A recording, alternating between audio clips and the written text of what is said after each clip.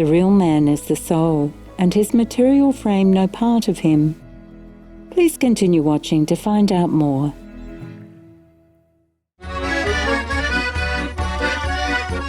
Здравствуйте, уважаемые зрители, means hello dear viewers in Russian. I am Vlad.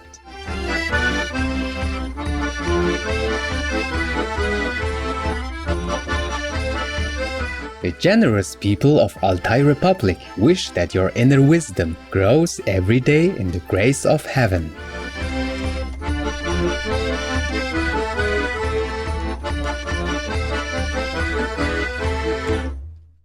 The 19th century Madame Helena Petrovna Blavatsky was born into a noble family in Ukraine.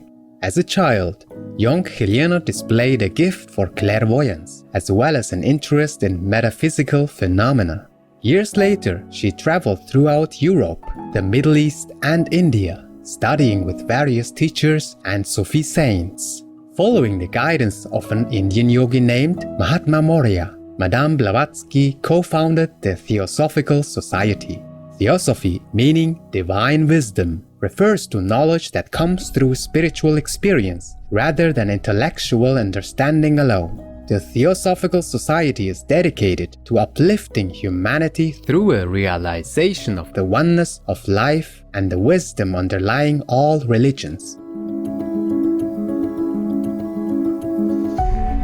Madame Blavatsky wrote several important books on theosophy, including Isis Unveiled, The Secret Doctrine, The Key to Theosophy, and The Voice of the Silence. The Secret Doctrine, published in 1888, is considered the Bible of Theosophy and the sourcebook of esoteric tradition. Although she was credited as being the author of The Secret Doctrine, Madame Blavatsky often expressed that she only conveyed the ancient wisdom that was passed on to her. The true authors of the work were her teachers, the Mahatmas, or great souls, who were the guardians of the secret wisdom of the ages. Today on Words of Wisdom, we invite you to join us for excerpts from The Races with the Third Eye, from Madame Blavatsky's The Secret Doctrine. Mazdean Symbolism. The subject is so unusual, the paths pursued so intricate, so full of dangerous pitfalls prepared by adverse theories and criticism, that good reasons have to be given for every step taken. While turning the light of the bullseye, called esotericism, on almost every inch of the occult grounds traveled over, we have also to use its lens to throw into a stronger objectivity the regions explored by exact science. This not only in order to contrast the two, but to defend our position. It may be complained by some that too little is said of the physical, human side of the extinct races in this history of their growth and evolution. Much more might be said assuredly if simple prudence did not make us hesitate at the threshold of every new revelation. That which finds its possibility and landmarks in the discoveries of modern science is given. All that of which exact knowledge knows nothing and upon which it is unable to speculate, and therefore denies as facts in nature, is withheld. But even such statements as these, for example, that of all the mammalians, man was the earliest, that it is man who is the indirect ancestor of the ape, and that he was a kind of a cyclops in days of old, will all be contested, yet scientists will never be able to prove, except to their own satisfaction, that it was not so. Nor can they admit that the first two races of man were too ethereal and phantom-like in their constitution, organism, and shape, even to be called physical men. For if they do, it will be found that this is one of the reasons why their relics can never be expected to be exhumed among other fossils. Nevertheless, all this is maintained. Man was the storehouse, so to speak, of all the seeds of life for this round, vegetable and animal alike. As En-Soph, infinity is, one notwithstanding the innumerable forms which are in him. So is man on earth the microcosm of the macrocosm. As soon as man appeared, everything was complete, for everything is comprised in man. He unites in himself all forms. The mystery of the earthly man is after the mystery of the heavenly man. The human form, so called because it is the vehicle under whatever shape of the divine man, is, as so intuitionally remarked by the author of esoteric studies, the new type at the beginning of every round, as man never can be, so he never has been, manifested in a shape belonging to the animal kingdom in esse, or essential nature. The author proceeds, he never formed part of that kingdom, only derived from the most finished class of the latter. A new human form must always have been the new type of the cycle. The human shape in one ring, as I imagine, becomes cast-off clothes in the next. It is then appropriated by the highest order in the servant kingdom below. If the idea is what we understand it to mean, for the rings spoken of throw some confusion upon it, then it is the correct esoteric teaching. Having appeared at the very beginning and at the head of sentient and conscious life, man, the astral or the soul for the Zohar, repeating the archaic teaching, distinctly says that the real man is the soul and his material frame no part of him. Man became the living and animal unit from which the cast of clothes determined the shape of every life and animal in this round. Thus, he created for ages the insects, reptiles, birds, and animals, unconsciously to himself, from his remains and relics from the third and the fourth rounds.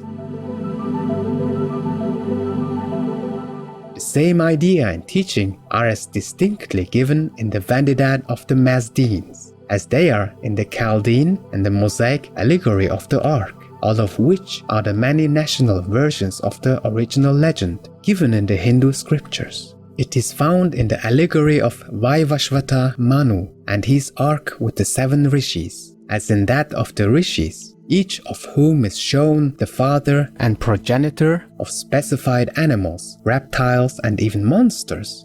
Open the Mazdeen Vandidad at Fargard 2 at verse 27 and read the command of Ormats to Yima, a spirit of the earth, who symbolizes the 3 races, after telling him to build a vara, an enclosure, an argua or vehicle. Thither into the vara thou shalt bring the seeds of man and woman, of the greatest, best, and finest kinds on this earth.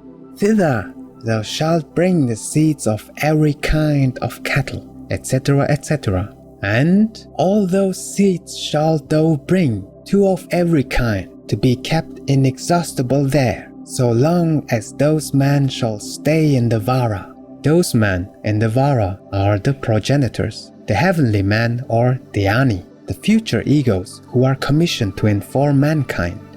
For vara or the ark, or again the vehicle, simply means man. Verse 30 says, "Thou shalt seal up the vara after filling it up with the seeds, and thou shalt make a door and a window self-shining within, which is the soul." And when Yima inquires of Ahura Mazda how he shall manage to make that vara, he is answered, "Crush the earth and knead it with thy hands, as the potter does when kneading the potter's clay." Today on Words of Wisdom, we invite you to join us for excerpts from The Races with the Third Eye, from Madame Blavatsky's The Secret Doctrine. Mazdeen Symbolism. The Egyptian ram-headed god makes man of clay on a potter's wheel, and so in Genesis do the Elohim fashion him out of the same material. When the maker of the material world, Ahura Mazda, is asked, furthermore, what is to give light to the vara which Yima made, he is told that there are uncreated lights and created lights, and that there, in Ariana Vago, where vara is built, the stars, the moon, and the sun are only once a year seen to rise and set, and the year seems only as a day and night, a clear reference to the land of the gods, or the now polar regions. Moreover, another hint is contained in this verse, a distinct allusion to the uncreated lights which enlighten man within his principles. Otherwise, no sense or reason could be found in Ahura Mazda's answer, which is forthwith followed by verse 41, saying that every 40th year to every couple hermaphrodite, two are born, a male and female, the latter being a distinct echo of the Secret Doctrine, of a stanza which says, at the expiration of every 40 annual suns, at the end of every 40th day, the double one becomes 4, male and female in one, in the first and second and the third. Which is clear, since every sun meant a whole year, the latter being composed of one day then, as in the Arctic Circle it is now composed of 6 months.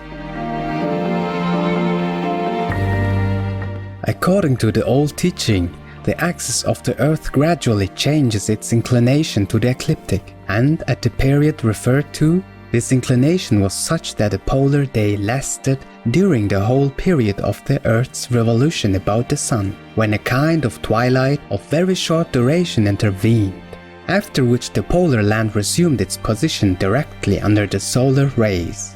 This may be contrary to astronomy as now taught and understood, but who can say that changes in the motion of the Earth, which do not take place now, did not occur millions of years back? Angels called birds. Returning once more to the statement that Vara meant the man of the 4th round as much as the earth of those days, the moon, and even Noah's Ark, if one will so have it, this is again shown in the dialogue between Ahura Mazda and Zarathustra. Thus when the latter asks, O maker of the material world, thou Holy One, who is he who brought the law of Mazda into the Vara which Yima made? Ahura Mazda answered, it was the bird Karshipta, O holy Zarathustra. The bird Karshipta dwells in the heavens, where he living on the earth, he would be king of birds. He brought into the Vara of Yima and recites the Avesta in the language of birds. This again is an allegory and a symbol misunderstood by the Orientalists only, who see in this bird an incarnation of lightning, and say its song was often thought to be the utterance of a god and a revelation, and what not. Karshipta is the human mind soul, and the deity thereof symbolized in ancient Magianism by a bird, as the Greeks symbolized it by a butterfly. No sooner had Karshipta entered the Vara, or man, than he understood the law of Mazda, or divine wisdom. In the Book of Concealed Mystery, it is said of the tree, which is the tree of knowledge of good and evil. In its branches of the tree, the birds lodge and build their nests, or the souls and the angels have their place. Therefore, with the Kabbalists, it was like a symbol. Bird was a Chaldean and has become a Hebrew synonym and symbol for angel, a soul, a spirit, or diva, and the bird's nest was with both heaven and is God's bosom in the Zohar. The perfect Messiah enters Eden, into that place which is called the bird's nest. Like a bird that is flying from its nest, and that is the soul from which the Shekinah, divine wisdom or grace, does not move away. The nest of the eternal bird, the flutter of whose wings produces life, is boundless space, says the commentary, meaning Hansa, the bird of wisdom. It is Adam Kadmon who is the Sephirothal tree, and it is he who becomes the tree of knowledge of good and evil, esoterically. And that tree hath around it 7 columns, 7 pillars of the world, or rectores, the same progenitors, or Sephiroth again, operating through the respective orders of angels in the spheres of the 7 planets, etc., one of which orders begets giants, Nephilim, on earth. It was the belief of entire antiquity, pagan and Christian, that the earliest mankind was a race of giants.